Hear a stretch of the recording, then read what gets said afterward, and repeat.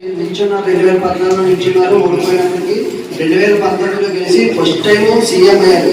కానీ ఆయన కన్నా ముందే చంద్రబాబు నాయుడు గారు 14 సంవత్సరాలు ముఖ్యమంత్రిగా చేయడం, అంతకుముందు ఇంకా 10 సంవత్సరాలు ప్రతిపక్ష నాయకుడిగా చేయడం, ఇవన్నీ అనుభవం ఉన్నప్పటికీ కూడా జగన్మోహన్ రెడ్డి గారు మొదటిసారి సీఎం అయినప్పటికీ కూడా ఇక్కడ మా ఎమ్మెల్యే గారు పెద్ద రాజశేఖర్ గారు మొదటిసారి గెలిచినప్పటికీ కూడా ఏదైతే కింద సంవత్సరం అన్ని సంవత్సరాలు ఎక్స్పీరియన్స్ ఉన్న చంద్రబాబు నాయుడు గారు అవనండి, హైదరాబాద్ గారు అవనండి, చేయలేని పనులన్నీ కూడా ఇక్కడ మళ్ళీ జగన్మోహన్ రెడ్డి గారు మా ఎమ్మెల్యే గారు చేసి చూపిస్తున్నారు. మీరందరూ గమనించాలి, ప్రతి కార్యక్రమంలో కూడా మనకి 2 సంవత్సరాలు 2.5 సంవత్సరాలు కరోనాలో పోయి ఎంత ఇబ్బంది పడ్డామో అందరికీ తెలుసు. ఏ పనికి కూడా వెళ్ళకుండా ప్రతి ఒక్కరు కూడా మన రాష్ట్రం ఒకటే కాదు మొత్తం దేశం ప్రపంచం అంతా కూడా కరోనాలో ఇబ్బంది పడినప్పటికీ కూడా 2 సంవత్సరాలు మనం అందరూ ఇంట్లో ఉన్నప్పటికీ కూడా ప్రతి ఒక్కరికి కూడా పథకాలన్నీ అకౌంట్ ద్వారా వేస్తే మనం ఇంట్లో ఉండి చూసుకొని ఆ అమౌంట్ ద్వారా మనం ఎన్ని పనులు చేసామనేది కూడా మీ అందరికీ తెలుసు. ప్రతి ఒక్కరు కూడా గుర్తుపెట్టుకోవాలి, అంతకుముందు ప్రభుత్వంలో ఉన్న ముఖ్యమంత్రి ఎందుకు చేయలేకపోయాడు, ఇప్పుడు ముఖ్యమంత్రి ఎందుకు చేస్తున్నారు, ఇవన్నీ కూడా చాలా మంది చెప్తున్నారు. డబ్బులు వేస్తున్నారు, ఆయన జోడే కదా తెచ్చేస్తున్నారా, అంతా గవర్నమెంట్ డబ్బులే కదా తెచ్చి జనాలకు వేస్తున్నారు అనే విషయం ప్రతి ఒక్కరు కూడా అవతల పార్టీ వాళ్ళు చెప్తున్నారు. కరెక్టే, ఆయన జోబులే కాదు గవర్నమెంట్ డబ్బులే. మరి అదే ఇదే డబ్బులు లాస్ట్ చంద్రబాబు నాయుడు గారు కానీ ఇక్కడ అయ్యన్న పాత్రుడు గారు కానీ ఉన్నప్పుడు ఎందుకు చేయలేకపోయారు? ఇన్ని డబ్బులు ఇన్ని పథకాలు సీఎం గా చంద్రబాబు నాయుడు గారు 14 సంవత్సరాలు చేసినప్పుడు ఈ చేయూత పథకం ఏది, అమ్మఒడి పథకం ఏది, నాడు నేడు బిల్డింగ్ ద్వారా మీ పిల్లలు చాలా మంది ఉన్నారు, మీ పిల్లలు అక్కడ గవర్నమెంట్ స్కూల్లో చదువుతున్నారు. ఒకసారి చూసారా ఎప్పుడైనా వెళ్ళి? నాడు నేడు ద్వారా ఆ స్కూల్ ఎంత డెవలప్మెంట్ అయింది, కేబుల్స్ కానీ తినడానికి భోజనం ఎవరికి అప్డేట్ చేశారు, నెక్స్ట్ మంచినీళ్ళు తాగడానికి కూడా ఇంటి దగ్గర నుంచి పట్టుకెళ్ళేవారు ప్రతి ఒక్కరు కూడా. ఇప్పుడు ఆ ఇబ్బంది లేకుండా అక్కడే జలప్రవాహం కూడా పెట్టడం జరిగింది.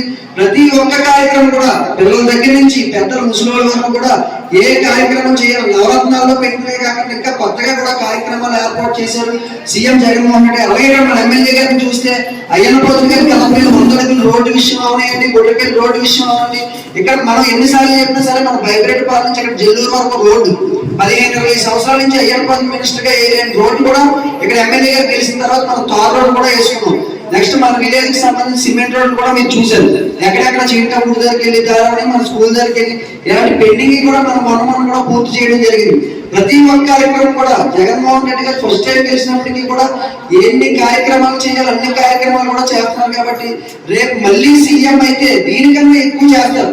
ఇంకా ఏ పథకం చెప్తారు, రేపు మేనిఫెస్టోలో ఇంకా ఏ పథకం చెప్తారు, అన్ని జగన్మోహన్ రెడ్డి గారే చేస్తారనే విషయం మీరు గుర్తుపెట్టుకోవాలి.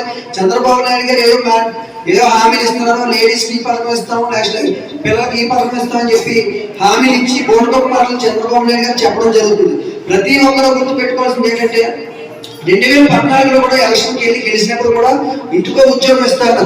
ఉద్యోగం లేని వాళ్ళకి నిరుద్యోగ ద్వారా 2000 ప్రతి ఒక్కరికి కూడా ఇస్తామని చెప్పారు. డాక్టర్ రుణమాఫీ పూర్తిగా మాఫీ చేస్తామని చెప్పారు.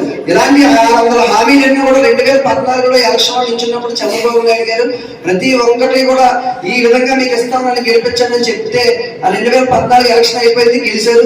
ఇంటికో ఉద్యోగం లేదు, నిరుద్యోగ వృత్తి లేదు, చివరికి డాక్టర్ రుణమాఫీ అన్నా సరే పూర్తిగా చేశారంటే లాస్ట్ లో ఏదో ఇవ్వాలని చెప్పి పసుపు కుంకుమ పేరు మీద 3000 2000 కింద ఎలా ఇవ్వాలని చెప్పి అది కూడా పూర్తిగా ఫుల్ ఫ్లెడ్జ్డ్ గా అందరికీ ఇవ్వలేదు డాక్టర్ వాళ్ళకి కూడా.